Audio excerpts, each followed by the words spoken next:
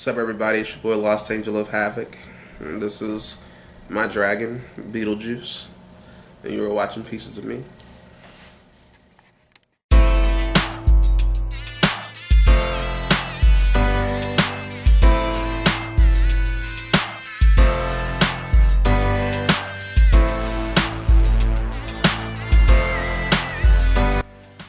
First off, I want to thank everybody for all the well wishes and everything like that. I've been sick as a dog this whole week. Fine. Thank you, Sheila. Anyway, been sick as a dog this whole week, and I'm actually finally feeling a little bit better. So yeah, I just wanted to shout out everybody that's been checking in, asking how I've been doing and stuff like that. So this week I'm going to be talking about the talent versus the business aspect when it comes to pursuing a career in music. A lot of people don't know or understand what goes into actually being artists these days, especially a hit artist or one of the top, selling artists or whatever. Because all you really hear is the music, and the music is awesome, or not so much as it so how often happens to be the case these days.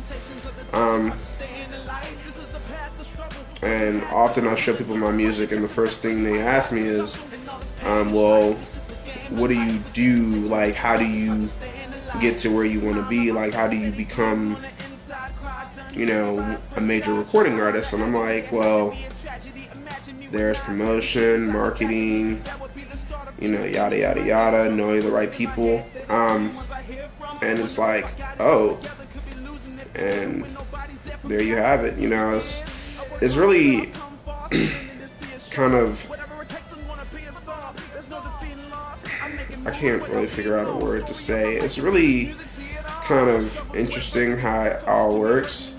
You can have all the talent in the world, but if you don't know the business of what you're doing, you're going to run into some issues. Because there are people out there who do know the business, and unfortunately some of those people don't care about you and often care about themselves, so they take advantage of young artists like myself.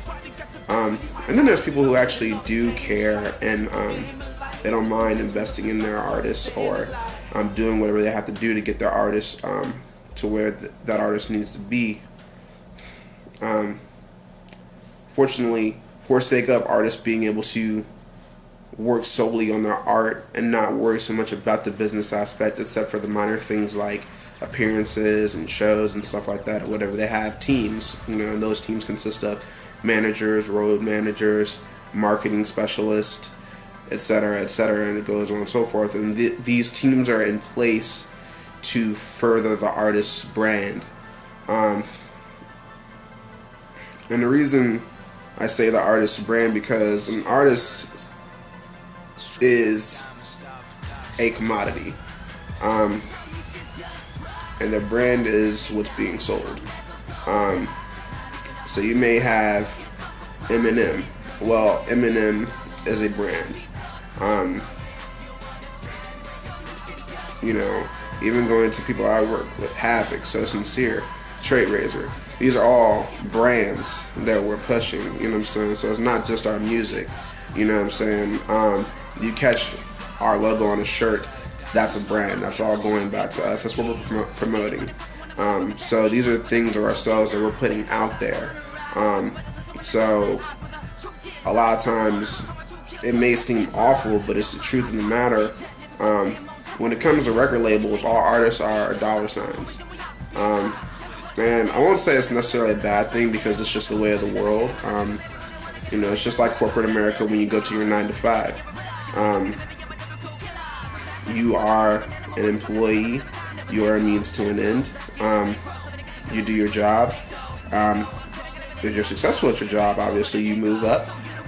And your work is appreciated, but at the end of the day, you represent a bigger entity, and what that entity looks for you is to bring more income and revenue to the whole. That being said, message I would like to say that it's for those sole reasons alone that you have artists that charge for verses or features, and the same token, why I personally feel that you got to be careful when you're out doing shows. Study up, understand the business. More often than not, an artist is charging you for a feature if you're up and coming or not as, say, big for that artist. An artist is charging you for a verse or a feature of any kind solely because, number one, that song may not do anything for that artist. And, fact of the matter is, if they did it for free, it would be a total, complete waste of their time, unfortunately. However, if the song was to do something, and they did it for free, well, yeah, cool, they get the exposure and stuff like that, sure, but in the same token, that song could be a multi-platinum selling single.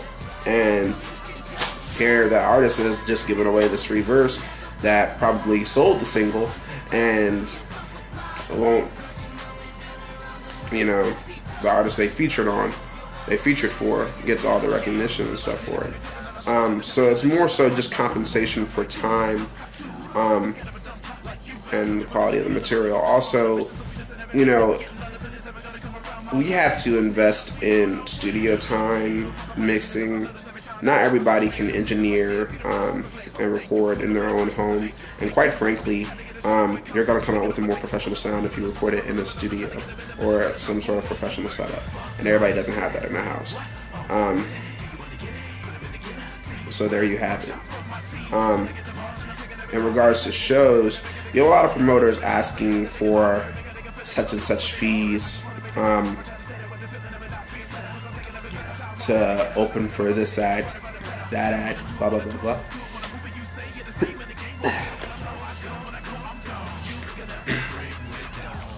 And, excuse me.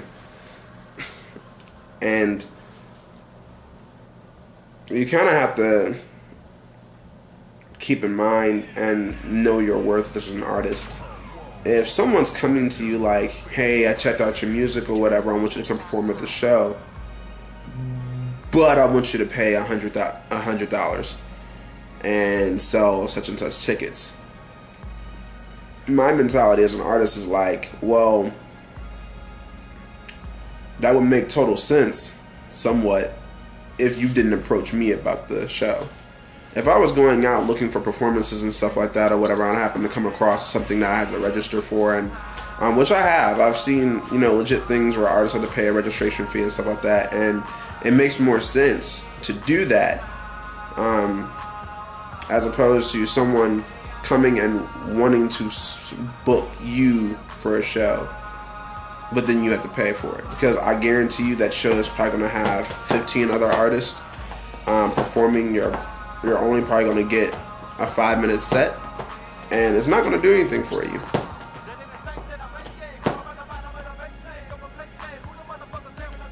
Cats. Anyway, so that being in mind, if you are an up-and-coming artist, what I would say to you, the best advice I can give when it comes to the talent versus the business is please take the time and invest and learn the business aspect. Give yourself a fighting chance, because it's not easy already just doing this stuff on your own, but it's not going to help you if you don't know what you're doing. I'd say about 5-6 years ago, I've been serious my entire career, going on 11 years now, but I didn't know going into it how much work it was, and I'm still learning and trying different techniques and stuff like that as far as marketing and promotion and stuff like that. But it's a lot of work. So you got to know that going in, and you got to be willing to put in the effort. And hopefully you'll be fortunate enough to be blessed and have people just gravitate towards you that want to help you, not for anything of themselves, but just for the sole reason of helping you succeed. And who knows? But if you know the business side and have the talent, then you have a fighting chance with this. So yeah, it's the talent versus the business. This has been Los Angeles Havik, Beetlejuice, and Sheeta. Deuces.